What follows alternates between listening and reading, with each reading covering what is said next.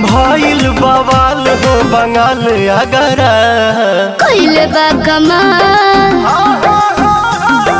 कइले बा कमाल हमर